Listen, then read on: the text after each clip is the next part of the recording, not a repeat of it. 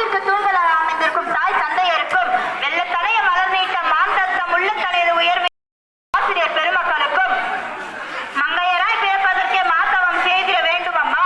பெண்கள் வீட்டிற்கு மட்டும் விலக்கல்ல நாட்டிற்கும் தான் என்பதற்கிறகு இருக்கும் ஊராட்சி மன்ற தலைவர் அவர்களுக்கும் ஊர் பெரியவர்களுக்கும் என்னுடன் பயிலும் மாணவர்களுக்கும் எனது முத்தான முதற்கண் வணக்கத்தை தெரிவித்துக் கொள்கிறேன்.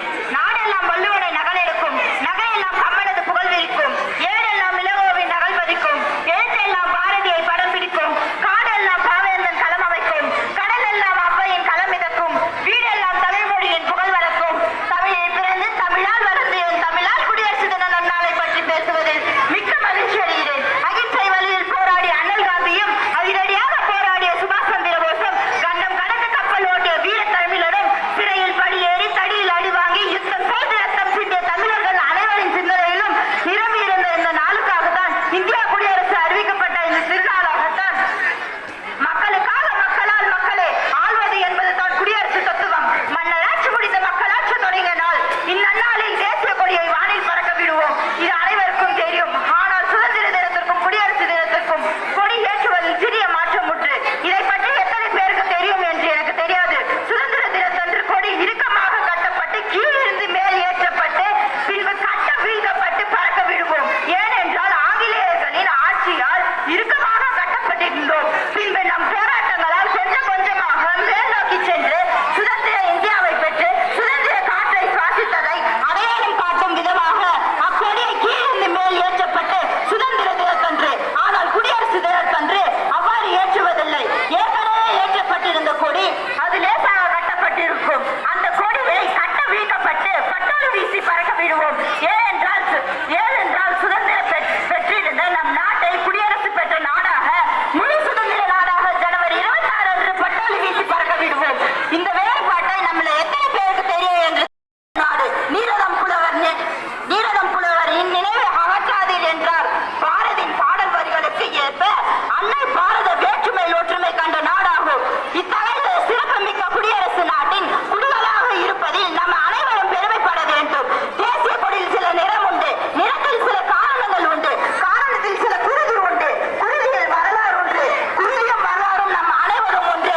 ஜாதி மத பேதமின்றி ஒன்றி வாழ்வோம். வாழ்க பாரதம், வளர்க பாரதம். வந்தே மாதிரம், வந்தே மாதிரம். ஜெய்ஹிந்த்.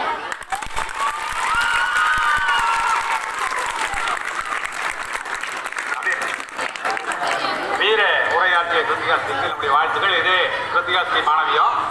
சுதட்சிணான்னு சொல்லக்கூடிய இன்னொரு 7வது மாணவி, 2 பேருமே 7வது படிக்கக்கூடிய மாணவி. இவங்க 23ஆம் தேதி மாநில அளவில் பீச் வாலிபால் போட்டியில் நம்முடைய பள்ளியின் சார்பாக போய் கலந்துட்டு வந்திருந்தாங்க. ஏற்கனவே திருப்பத்தூர் மாவட்ட அளவில் அவங்க முதலிடம் பெற்றிருந்து அடுத்ததாக மாநில அளவில் இந்த போட்டியில் போய் கலந்துட்டு நம்முடைய பள்ளிக்கு வந்து பெருமை சேர்த்திருந்தாங்க. அந்த மாணவிகளுக்கு நம்முடைய பாராட்டுகள், வாழ்த்துக்கள். நம்ம தலைமை ஆசிரியருக்கு வயது உயிர்வு தான் இருந்தாலும் இங்கிருந்து கன்னியாகுமரி வரைக்கும் இங்க நம்ம வெளியே வரத்துக்கு 7 மணிக்கு தான் வெளியே வரோம். அவர் 6 மணிக்கெல்லாம் ரெடியாகி கன்னியாகுமரி போய் இந்த 2 பசங்களை இட்டு போயிட்டு அந்த போட்டியில் பங்கேற்று திரும்பியுள்ளனர்.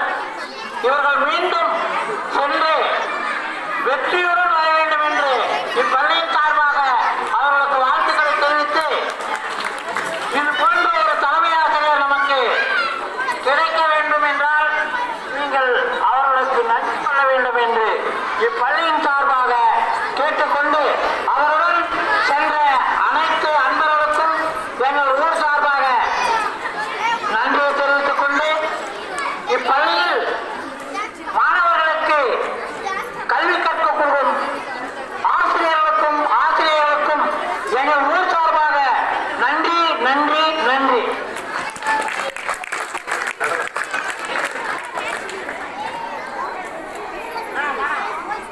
மாணவிகள் கிருத்திகாஸ்தி மற்றும் சுதட்சிணா மாணவிகளுக்கு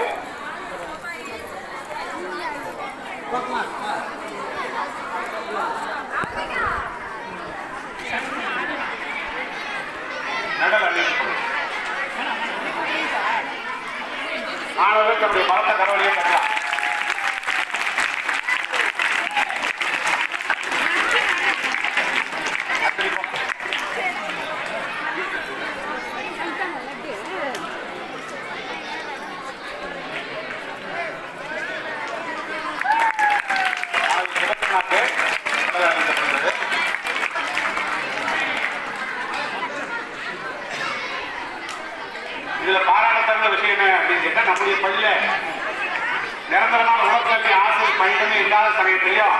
அந்த மாணவிகள் திருப்பத்தூர் மாவட்ட அளவில் பீச் வாலிபால் போட்டியில் முதலிடம் வந்தாங்க. அடுத்ததாக மாநில அளவில் கன்னியாகுமரி நடைபெற்ற அந்த போட்டிக்கு செலக்ட் ஆகி அங்கே போய் கலந்து வந்திருந்தாங்க.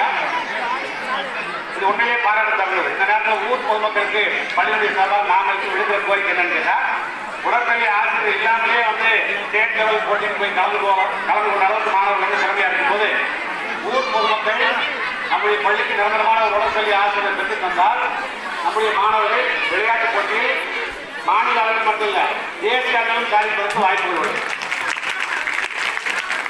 சட்டமன்ற உறுப்பினர் தொகுப்புகள் அப்படி அரசாங்கத்தால் போடப்பட்டால் முதல் உடற்கல்வி ஆசிரியரும் காவலரும் 5 வகுப்பு பள்ளிக்கு பெற்றுத் தருகிறேன் என்று கூறியுள்ளார். இப்போது வெற்றி பெற்றதற்கு சிவகுமார் பெற்றோர் ஆசிரியர் கழக ஆசிரியர் அவர்களுக்கு நன்றியை தெரிவித்துக் கொண்டு